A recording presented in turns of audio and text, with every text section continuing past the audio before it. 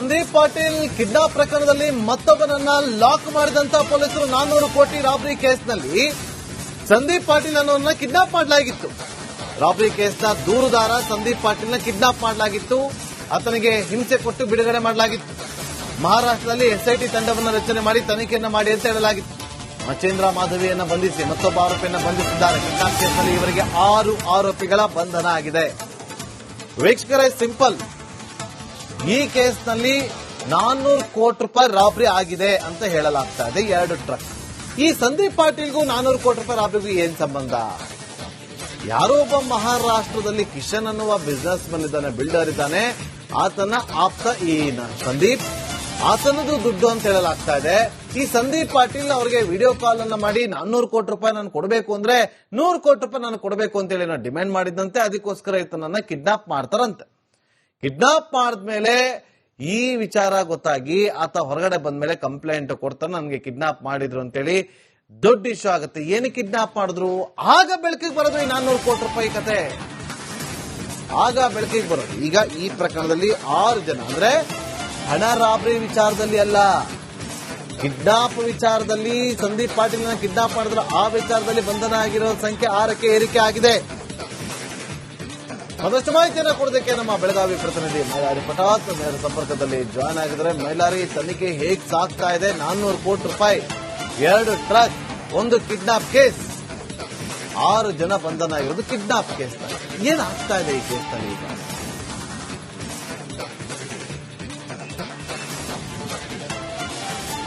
ಖಂಡಿತ ನಾಗೇಂದ್ರ ಬಾಬು, ಚೋರ್ಲಾ ಘಾಟ್ನಲ್ಲಿ 400 ಕೋಟಿ ದರೋಡೆ ಪ್ರಕರಣವನ್ನ ಈಗ 3 ರಾಜ್ಯಗಳ ಪೊಲೀಸರು ಸಾಕಷ್ಟು ಗಂಭೀರವಾಗಿ ಪರಿಗಣಿಸಿರುವಂತದ್ದು. ಈಗಾಗಲೇ ಅಲ್ಲಿ ಎಸ್ಐಟಿ ತಂಡದ ಏನು ಸಿಬ್ಬಂದಿಗಳಿದ್ದಾರೆ, ಮುಖ್ಯಸ್ಥರು ಕೂಡ 6 ಜನ ಆರೋಪಿಗಳನ್ನೇನು ಬಂಧಿತ ಆಗಿದ್ದಾರೆ, ಕಿಡ್ನಾಪ್ ಕೇಸ್ನಲ್ಲಿ ಬಂಧಿತ ಆಗಿದ್ದಾರೆ, 6 ಜನ ಆರೋಪಿಗಳನ್ನ ವಿಚಾರಣೆ ಮಾಡುವಂತ ಕೆಲಸವನ್ನು ಕೂಡ ಮಾಡ್ತಿರುವಂತದ್ದು. ನಿನ್ನೆವರೆಗೂ ಕೂಡ 5 ಆರೋಪಿಗಳನ್ನ ಬಂಧನ ಮಾಡಿದ್ರು. ಅದರಲ್ಲಿ ಜಯೇಶ್ ಇರ್ಬೋದು, ಜೊತೆಗೆ ವಿಶಾಲ್ ಇರ್ಬೋದು, ಜೊತೆಗೆ ಜನಾರ್ದನ್ ಇರ್ಬೋದು ಮತ್ತು ಸುನೀಲ್ ಸೇರಿದಂತೆ ಒಟ್ಟು 5 ಜನ ಆರೋಪಿಗಳನ್ನ ಬಂದಿದ್ರು. ಇವತ್ತು ಮಚೇಂದ್ರ ಮಾಧವಿ ಎಂಬಾತ ಮತ್ತೊಬ್ಬ ಆರೋಪಿಯನ್ನ ಸದ್ಯ ಈಗ ಬಂಧನ ಮಾಡಿರುವಂತದ್ದು. ಆ 6 ಜನರ ಏನು ವಶಕ್ಕೆ ಪಡೆದಂತ ಪೊಲೀಸರು ಸದ್ಯ ಈಗ ತೀವ್ರ ವಿಚಾರಣೆಯನ್ನ ಕೂಡ ಈಗ ಮಾಡ್ತಿರುವಂತದ್ದು. ಮತ್ತೊಂದು ಕಡೆ ಬೆಳಗಾವಿಯಲ್ಲಿ ಈ ಘಟನೆ ಅಂದ್ರೆ ದರೋಡೆ ಘಟನೆ ನಡೆದಿದೆ ಅನ್ನೋ ಕಾರಣಕ್ಕಾಗಿ ಬೆಳಗಾವಿಯ ಪೊಲೀಸರು ಕೂಡ ಒಂದು ರೀತಿ ತಲೆ ಬಿಸಿ ಆಗಿರುವಂತದ್ದು. ಜೊತೆಗೆ ಬೆಳಗಾವಿಯ ಪೊಲೀಸರು ಕೂಡ ಈಗಾಗಲೇ ಡಿವೈಎಸ್ಪಿ ಅವರ ನೇತೃತ್ವದಲ್ಲಿ ಒಂದು ತಂಡವನ್ನ ಮಹಾರಾಷ್ಟ್ರದ ನಾಸಿಕ್ ಪೊಲೀಸರಿಗೆ ಪೊಲೀಸ್ ಠಾಣೆಗೆ ಕಳಿಸಿರುವಂತದ್ದು. ಅಲ್ಲೇ ಬೀಡನ್ನ ಬಿಟ್ಟು ಸಂಪೂರ್ಣವಾದಂತಹ ಮಾಹಿತಿ ಕಲೆ ಹಾಕುವಂತ ಕೆಲಸವನ್ನ ಮಾಡ್ತಿರುವಂತದ್ದು. ಮಹಾರಾಷ್ಟ್ರದ ಪೊಲೀಸರಿಗೆ ನಾವು ಸಂಪೂರ್ಣವಾದಂತಹ ಸಹಕಾರವನ್ನ ಕೊಡುವಂತ ಕೆಲಸವನ್ನ ಮಾಡ್ತಿದ್ದೇವೆ ಅನ್ನೋ ಒಂದು ಮಾತನ್ನ ಕೂಡ ಹೇಳ್ತಿರುವಂತದ್ದು. ಪ್ರಕರಣ ಮೊದಲು ಅಲ್ಲಿ ದಾಖಲಾಗಿರೋದ್ರಿಂದ ಅಂತ್ಯ ಕೂಡ ಇಲ್ಲೇ ಆಗ್ಬೇಕು ಅನ್ನೋ ನಿಟ್ಟಿನಲ್ಲಿ ಬೆಳಗಾವಿಯ ಎಸ್ಪಿ ಅವರು ಕೂಡ ಸದ್ಯ ಹೇಳ್ತಿರುವಂತದ್ದು. ಆದ್ರೆ ಒಂದಿಷ್ಟು ಮಾಹಿತಿಗಳು ಅಂದ್ರೆ ಎಸ್ಪಿ ಅವರು ಹೇಳಿದಂತ ಪ್ರಕಾರ ಇಲ್ಲಿ ಎಸ್ಐಟಿ ಅಧಿಕಾರಿಗಳು ನಮಗೆ ಸಹಕಾರವನ್ನ ಕೊಡ್ತಾ ಇಲ್ಲ. ಸದ್ಯಕ್ಕೆ ನಾವು ಪ್ರಾಥಮಿಕ ಮಾಹಿತಿಯನ್ನ ಪಡೆದುಕೊಳ್ಬೇಕಾದ್ರೆ ಏನು ಬಂಧಿತ ಆರೋಪಿಗಳ ವಿಚಾರಣೆಯನ್ನ ಕೂಡ ಮಾಡಬೇಕು. ಯಾಕಂದ್ರೆ ಕಾರಣ ಈ ಚೋರ್ಲಾ ಘಾಟ್ನಲ್ಲಿ ಆಗಿದೆ ಅನ್ನೋ ನಿಟ್ಟಿನಲ್ಲಿ ಸಂದೀಪ್ ಪಾಟೀಲ್ ತನ್ನ ದೂರಿನಲ್ಲಿ ಉಲ್ಲೇಖವನ್ನ ಮಾಡಿದ್ದಾನೆ. 400 ಕೋಟಿ ಏನು ದರೋಡೆ ಆಗಿದೆ ಅನ್ನೋ ನಿಟ್ಟಿನಲ್ಲಿ ಉಲ್ಲೇಖ ಮಾಡಿದ್ದೀನಿ. ಆ ನಿಟ್ಟಿನಲ್ಲಿ ಈ ಬಂಧಿತ ಆರೋಪಿಗಳನ್ನ ಏನ್ ಕಿಡ್ನಾಪ್ ಕೇಸ್ ಸಂಬಂಧಪಟ್ಟಂಗೆ ಬಂಧಿತ ಆರೋಪಿಗಳ ವಿಚಾರಣೆ ಮಾಡಬೇಕಾಗತ್ತೆ. ಹಾಗಾಗಿ ಆ ಆರೋಪಿಗಳ ವಿಚಾರಣೆಗೆ ಮಹಾರಾಷ್ಟ್ರದ ಪೊಲೀಸರು ನಮಗೆ ಅವಕಾಶವನ್ನ ಕೊಡ್ತಾ ಇಲ್ಲ ಅನ್ನೋ ಮಾತನ್ನ ಕೂಡ ಹೇಳ್ತಿರುವಂತದ್ದು. ಹಾಗಾಗಿ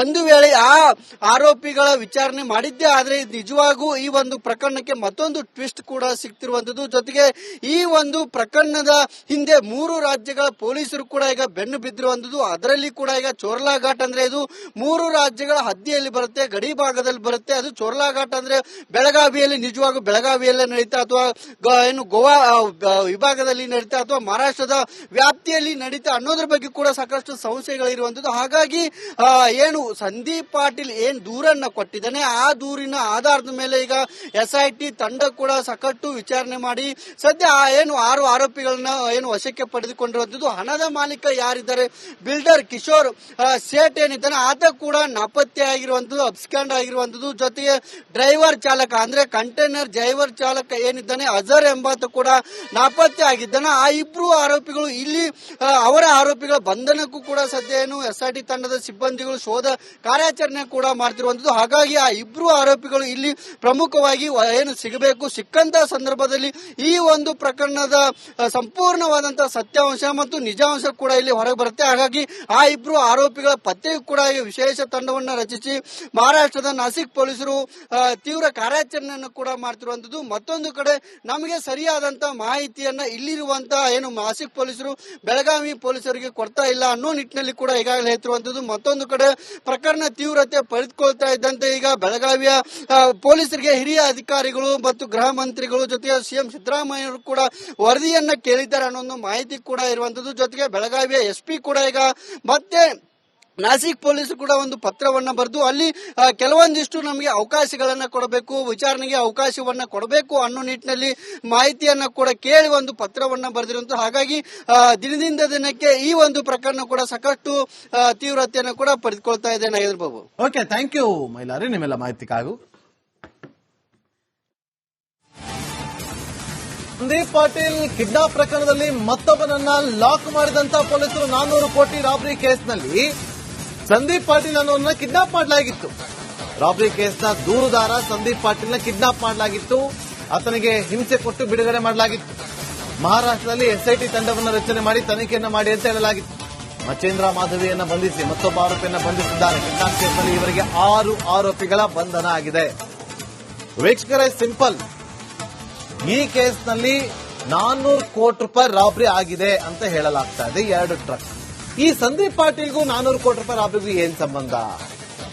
ಯಾರೋ ಒಬ್ಬ ಮಹಾರಾಷ್ಟ್ರದಲ್ಲಿ ಕಿಶನ್ ಅನ್ನುವ ಬಿಸಿನೆಸ್ ಮನ್ ಇದ್ದಾನೆ, ಬಿಲ್ಡರ್ ಇದ್ದಾನೆ, ಆತನ ಆಪ್ತ ಈ ಸಂದೀಪ್, ಆತನದು ದುಡ್ಡು ಅಂತ ಹೇಳಲಾಗ್ತಾ ಇದೆ.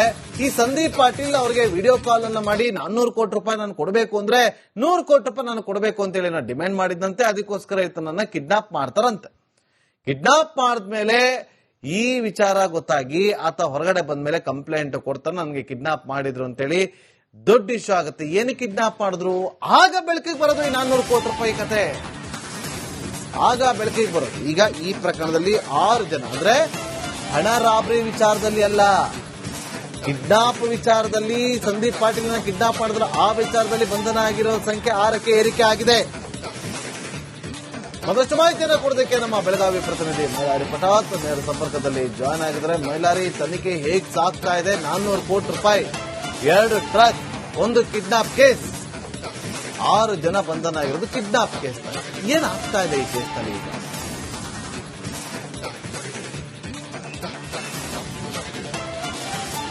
ಖಂಡಿತ ನಾಗೇಂದ್ರ ಬಾಬು, ಚೋರ್ಲಾ ಘಾಟ್ನಲ್ಲಿ 400 ಕೋಟಿ ದರೋಡೆ ಪ್ರಕರಣವನ್ನ ಈಗ 3 ರಾಜ್ಯಗಳ ಪೊಲೀಸರು ಸಾಕಷ್ಟು ಗಂಭೀರವಾಗಿ ಪರಿಗಣಿಸಿರುವಂತದ್ದು. ಈಗಾಗಲೇ ಅಲ್ಲಿ SIT ತಂಡದ ಏನು ಸಿಬ್ಬಂದಿಗಳಿದ್ದಾರೆ, ಮುಖ್ಯಸ್ಥರು ಕೂಡ 6 ಜನ ಆರೋಪಿಗಳನ್ನೇನು ಬಂಧಿತ ಆಗಿದ್ದಾರೆ, ಕಿಡ್ನಾಪ್ ಕೇಸ್ನಲ್ಲಿ ಬಂಧಿತ ಆಗಿದ್ದಾರೆ, 6 ಜನ ಆರೋಪಿಗಳನ್ನ ವಿಚಾರಣೆ ಮಾಡುವಂತೆ ಕೆಲಸವನ್ನು ಕೂಡ ಮಾಡ್ತಿರುವಂತದ್ದು.